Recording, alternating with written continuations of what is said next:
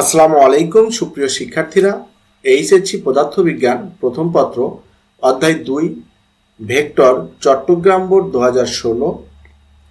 এই প্রশ্নে দেওয়া আছে এ ভেক্টর ও বি ভেক্টর এর মধ্যবর্তী কোণ হলো আলফা।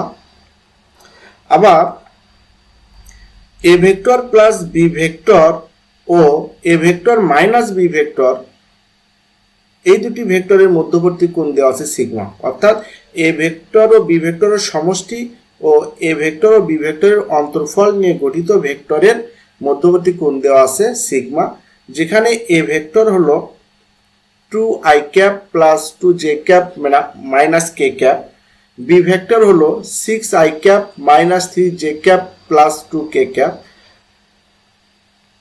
ক নম্বর প্রশ্ন বলা হচ্ছে লব্ধ একক কি?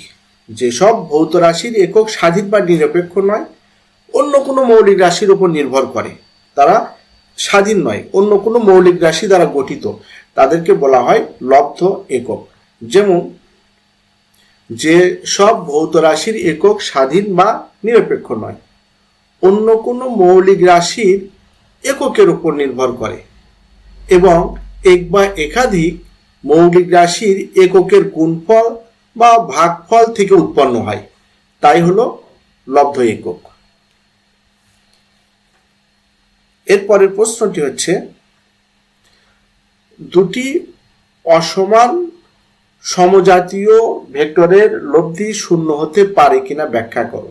না, দুটি অসমান সমজাতীয় ভেক্টরের লব্ধি শূন্য হতে পারে না, কারণ ভেক্টরের সর্বনিম্ন মান হলো ভেক্টরদ্বয়, দুটি ভেক্টরের সর্বনিম্ন মান হলো ভেক্টরদ্বয়ের বিয়োগফল।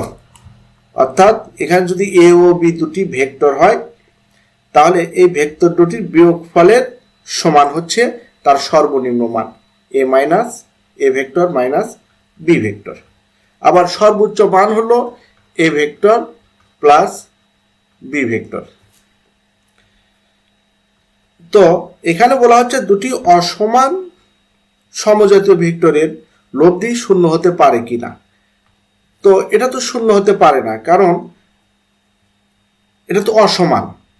যদি সমান হইতো, দুটি সমান জাতীয় ভেক্টর যদি আমরা বিয়োগ করি, তাহলে তাদের বিয়োগফল শূন্য হবে। অসমান হলে এটা কখনোই শূন্য হতে পারে না। তো দুটি অসমান সমজাতীয় ভেক্টরের লব্ধির সর্বনিম্ন মান ভেক্টরদ্বয়ের বিয়োগফলের সমান।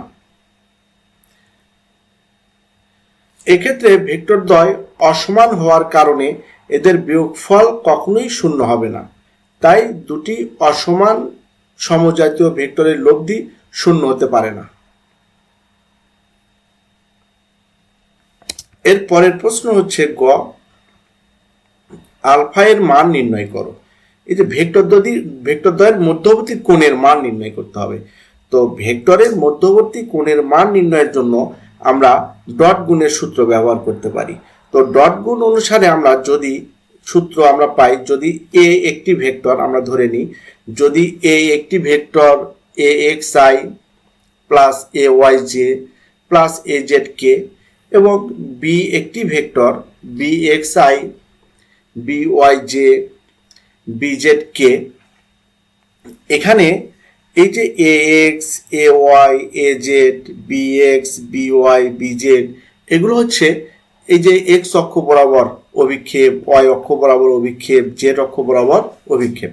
এখন ভেক্টরদ্বয়ের মধ্যবর্তী কোণ যদি থিটা, ভেক্টরদ্বয়ের মধ্যবর্তী কোণ এ ও বি এর মধ্যবর্তী কোণ থিটা হলে আমরা ডট গুণের জন্য সূত্র পাই এ ডট বি এর সূত্র পাই ভেক্টরদ্বয়ের মান এর গুণফল ইন্টু কস থিটা, অর্থাৎ এ বি কস থিটা, এটাকে এ বি কস থিটাও বলা হয়। অর্থাৎ এ ভেক্টরের মানকে এ বা এ ভেক্টর মডুলাস, বি ভেক্টরের মানকে বি বা বি ভেক্টর মডুলাস, এ বি কস থিটাও বলা হয় এটাকে।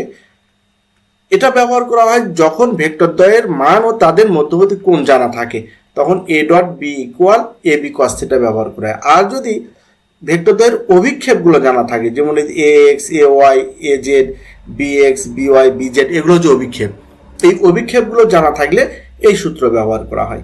তাহলে আমরা এ ডট বি এর সূত্র পেলাম কি, এ বি কস থিটা এবং অভিক্ষেপগুলো গুণ করে তার সমষ্টি ax bx plus ay by plus az bz।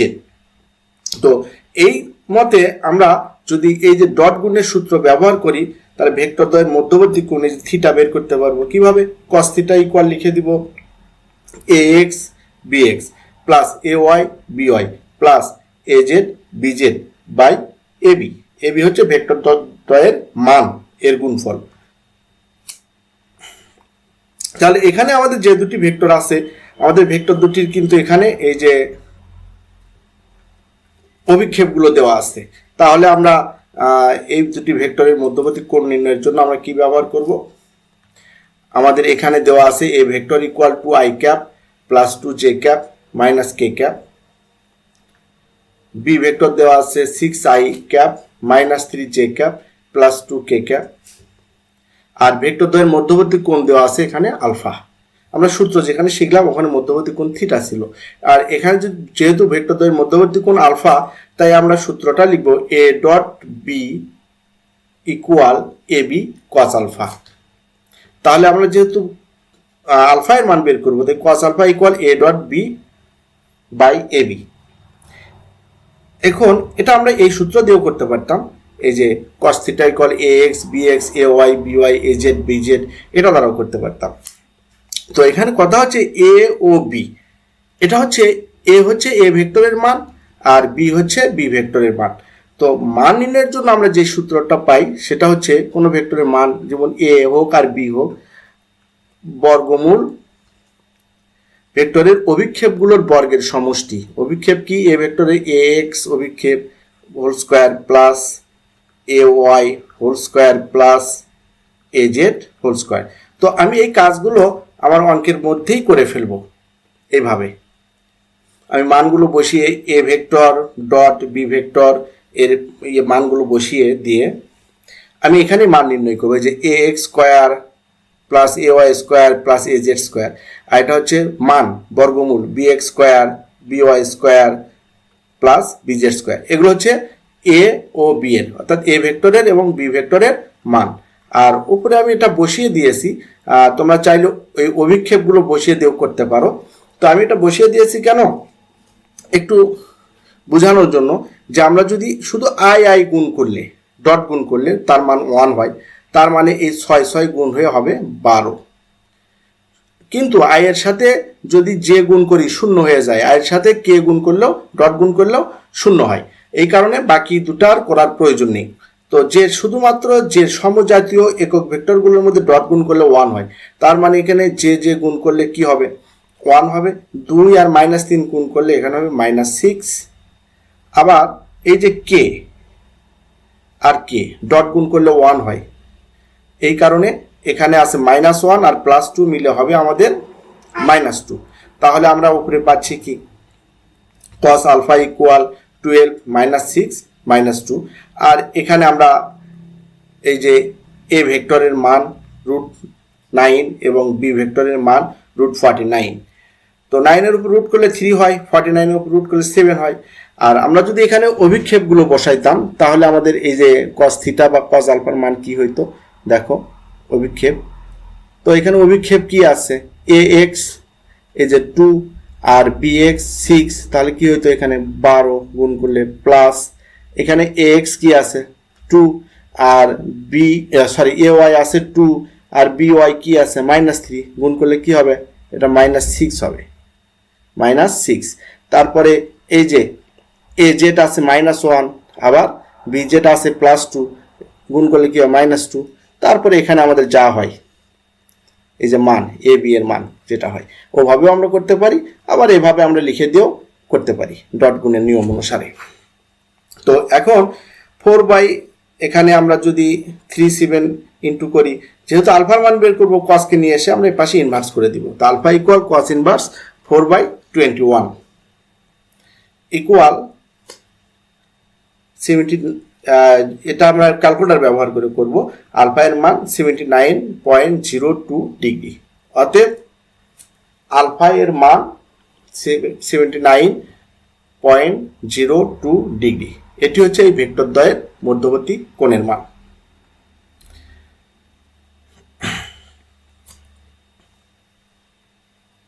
এরপরের প্রশ্ন আছে আলফা এর মানের পরিবর্তন কত হলে এ ভেক্টরের উপর বি এর অভিক্ষেপ 1/4 হবে।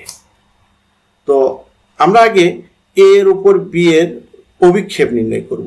এ এর উপর বি অভিক্ষেপ এটাও আমরা ডট গুণের সূত্র থেকেই করতে পারি। যেমন ডট গুণ আমরা কি পাই, এই যে A vector dot B vector হলে আমরা পাই হচ্ছে এ বি কস, এখানে ভেক্টরদের মধ্যবর্তী কোণ আছে আলফা, তো আলফাই লিখলাম আমি। এ ভেক্টর এবং বি ভেক্টরের ডট গুণ হচ্ছে এ বি কস আলফা। এখন এর উপর বি এর অভিক্ষেপ হচ্ছে বি কস আলফা। এই যে এর উপর বি এর অভিক্ষেপ, এই এর উপর এই বি এর অভিক্ষেপ হলো B cos alpha, B cos alpha. তাহলে এখানে লক্ষ্য করো বি কস আলফা ইকুয়াল আমরা কি লিখতে পারি, বি কস আলফা ইকুয়াল লিখতে পারি এই যে A vector dot B vector by এখানে আর থাকলো কি আমাদের বি কস আলফা নিয়েছি এ বাই এ। অর্থাৎ এ ও বি এর ডট গুণকে যদি আমরা এ এর মান দ্বারা ভাগ করি তাহলে এ এর উপর বি এর অভিক্ষেপ বের হবে। আচ্ছা আবারও বলি, আমি প্রশ্নে যাই। এর উপর বি এর অভিক্ষেপ হলো বি কস আলফা, এর উপর বি এর অভিক্ষেপকে আমরা জানি বি কস আলফা, যেহেতু ভেক্টরদ্বয়ের মধ্যবর্তী কোণ আলফা তাই এর উপর বি এর অভিক্ষেপ হলো বি কস আলফা। অর্থাৎ এ এর উপর বি এর লম্ব অভিক্ষেপ হলো বি কস আলফা, তাই বি কস আলফা ইকুয়াল আমরা কি পাই, এ ডট বি বাই এ এর মান। এটা কোথায় থেকে পেলাম, এই যে আমরা ডট গুণের সূত্র থেকে পেলাম A vector dot B vector equal A B cos alpha. তাহলে বি কস আলফা ইকুয়াল কি হবে, বি কস আলফা ইকুয়াল হবে এই যে এ দ্বারা শুধু এ ডট বি কে ভাগ হবে, A vector dot B vector by A এর মান। তো এর মান নির্ণয়ের সূত্র আমরা নিশ্চয়ই জানি। আবার বলি, ভেক্টরের মান নির্ণয়ের সূত্র হচ্ছে বর্গমূল ভেক্টরের অভিক্ষেপগুলোর বর্গের সমষ্টি A X square plus A Y square plus A Z square. এটি হচ্ছে কোনো ভেক্টরের মান নির্ণয়ের সূত্র। তো এখন তাহলে আমরা এগুলো বসিয়ে দিই। A dot B 2i cap plus 2j cap minus k cap dot 6i cap minus 3j cap plus 2k cap. আর আমরা এ ভেক্টরের এখানে মান করেছি, এটা হচ্ছে এ এক্স স্কোয়ার, এটা হলো এ ওয়াই স্কোয়ার, এটা হলো এ জেড স্কোয়ার। এটি হলে ভেক্টরগুলোর অভিক্ষেপগুলোর বর্গের সমষ্টির বর্গমূলই হচ্ছে ওই ভেক্টরের মান। আর এটা আমরা ডট গুণের নিয়ম অনুসারে এটাকে আমরা এভাবেও করতে পারতাম, ওই যে A X B X plus A Y B Y plus A Z B Z by A, এভাবেও করতে পারতাম। তো এটা আমরা কি করব, শুধুমাত্র এখানে আই ক্যাপ এর ডট গুণ হয় 1, আই ক্যাপের সাথে যদি আমরা জে ক্যাপ ডট গুণ করি 0 হয়ে যায়, আই ক্যাপের সাথে কে ক্যাপ ডট গুণ করলেও 0 হয়ে যায়, তাই ওগুলো করার দরকার নেই। আমরা যদি এখানে অভিক্ষেপগুলোর মান বসিয়ে দিলাম তাও আমরা করতে পারতাম। আর এটা ডট গুণের নিয়ম অনুসারে আমরা কি করব, শুধু আই ক্যাপের সাথে আই ক্যাপ গুণ করলে ডট গুণ করলে 1 হয়, তাহলে এখানে 2 এবং 6 গুণ করলে কি হবে 12। আবার এই যে 2 এবং -3, যেহেতু J cap dot J cap অর্থাৎ সমজাতীয় একক ভেক্টরের ডট গুণ এর মান 1, তাহলে +2 আর -3 কি হবে -6। আবার -1 আর +2 ডট এখানে গুণ করলে হবে হচ্ছে -2, তাহলে এখানে হচ্ছে আমাদের 12 -6 -2, আর এখানে হয় 4 এর 12 4 + 4 আর -1 এর স্কয়ার হলো হয় 1 √9। তো এই √9 এর উপর যদি রুট করি, 9 এর উপর রুট করলে হয় 3, তাহলে আর এখানে হচ্ছে -6 আর -2 -8, 12 থেকে 8 মাইনাস করলে 4/3। এটি হচ্ছে এর উপর বি এর লম্ব অভিক্ষেপ। এখন প্রশ্নে বলা হচ্ছে যে এর উপর বি এর লম্ব অভিক্ষেপ 1/4 হবে। তাহলে আমরা এখন কি করব, ধরি এটা আমরা ধরে নিব, ধরি এ ও বি এর মধ্যবর্তী কোণ থিটা হলে এ ভেক্টর ও বি ভেক্টরের লম্ব অভিক্ষেপ 1/4 হবে। এটা ধরে নিলাম আমরা যে যদি এদের মধ্যবর্তী কোণ থিটা হলে, এটা ধরে নিলাম। এই থিটা এর মান আমরা বের, তখন আমরা কি লিখব, বি কস থিটা। আর আমরা বর্তমানে যে আমাদের যে ভেক্টরটি রয়েছে এর উপর বি এর অভিক্ষেপ পেলাম 4/3। আবার বলি, এর উপর বি এর অভিক্ষেপ পেলাম আমরা 4/3। এখন মধ্যবর্তী কোণ থিটা হলে এর উপর বি এর লম্ব অভিক্ষেপ 1/4 হবে। প্রশ্নে বলে দিছে, দেখো প্রশ্নে বলছে এর উপর বি এর অভিক্ষেপ 1/4 হবে আলফা এর মান, কোণের পরিবর্তন কত করলে, কোণের পরিবর্তন কত করলে। তো আমরা বর্তমানে যে আলফা কোণ ছিল, এই আলফা কোণের জন্য এর উপর বি এর লম্ব অভিক্ষেপের মান পেলাম আমরা 4/3। এর উপর বি এর লম্ব অভিক্ষেপের মান পেলাম 4/3। এখন এর 1/4 হবে কখন, আলফা এর কত পরিবর্তন করলে। তাহলে আমরা এর উপর বি এর লম্ব অভিক্ষেপ কি পেলাম, বি কস আলফা। তো এখন যখন 1/4 হবে তখন এখানে পরিবর্তন হবে কি, শুধুমাত্র আলফা এর পরিবর্তন হবে। আলফা এর পরিবর্তন আমরা সেটা ধরে নিলাম থিটা। যে মনে করি এই লম্ব অভিক্ষেপের মান 1/4 হলে আমাদের এ ও বি এর মধ্যবর্তী কোণ করতে হবে আলফার পরিবর্তে থিটা করতে হবে।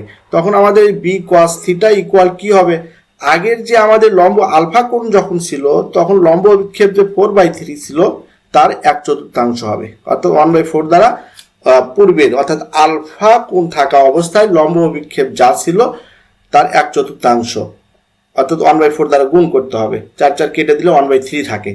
অর্থাৎ এই যে যখন আমরা আলফা কোণ ভেক্টর দ্বয়ের মধ্যবর্তী কোণ আমাদের ছিল আলফা, এই কোণ পরিবর্তন করে আমরা যদি থিটা কোণ তাহলে তার লম্ব অভিক্ষেপ হবে 1/3 এবং থিটার মান আমরা করে নিব। তো আমরা বি এর মান গতে পেয়েছিলাম, বি ভেক্টরের মান এই যে এই সূত্র অনুসারে bx square plus by square plus bz square, এটা পেয়েছিলাম। এর মান পেয়েছিলাম আমরা, বি ভেক্টরের মান 7 পেয়েছিলাম। তাহলে এখানে আমরা 7 বসিয়ে দিব। 7 cos থিটা ইকুয়াল 1/3। তাহলে cos থিটা ইকুয়াল কি হবে, 1/7 এসে 3 কে গুণ করবে 1/21।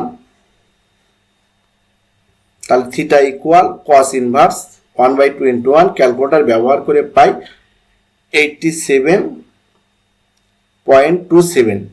অর্থাৎ পূর্বের কোণ ছিল আমাদের 79, তখন আমাদের এর উপর বি এর লম্ব অভিক্ষেপ ছিল হচ্ছে, যখন এই কোণ ছিল আলফা কোণ ছিল তখন লম্ব অভিক্ষেপ কত ছিল 4/3। এই যে আমরা এখানে বের করেছিলাম 4/3, যখন আলফা কোণ ছিল তখন লম্ব অভিক্ষেপ 4/3। আর এখন যখন আমরা থিটা কোণ করলাম তখন আমাদের লম্ব অভিক্ষেপ হলো এই যে 1/3, যখন লম্ব অভিক্ষেপ তখন কোণ হবে এই যে থিটা 87.27। অর্থাৎ 1/4 করার জন্য লম্ব অভিক্ষেপ এই 1/4 করার জন্য আমাদের কোণ দরকার কত, এত। তাহলে কত বৃদ্ধি করতে হবে, কারণ কোণ তো ছিল 79, আলফার জন্য আলফা ইকুয়াল 79.0.2 ডিগ্রি এর জন্য লম্ব অভিক্ষেপ 4/3। তাহলে 1/4 যখন আমরা এর লম্ব অভিক্ষেপ করলাম তখন আমাদের কোণের মান বৃদ্ধি করতে হলো, থিটার মান বৃদ্ধি করতে হলো। কতটুকু বৃদ্ধি করতে হলো এটা আমরা বিয়োগ করব। আলফা এর মান বৃদ্ধি করতে হবে 87.27 ডিগ্রি মাইনাস 79.02 ডিগ্রি, অর্থাৎ বিয়োগ করলে যা হবে 8.27 ডিগ্রি। এত বৃদ্ধি করলে লম্ব অভিক্ষেপের মান 1/4 হবে।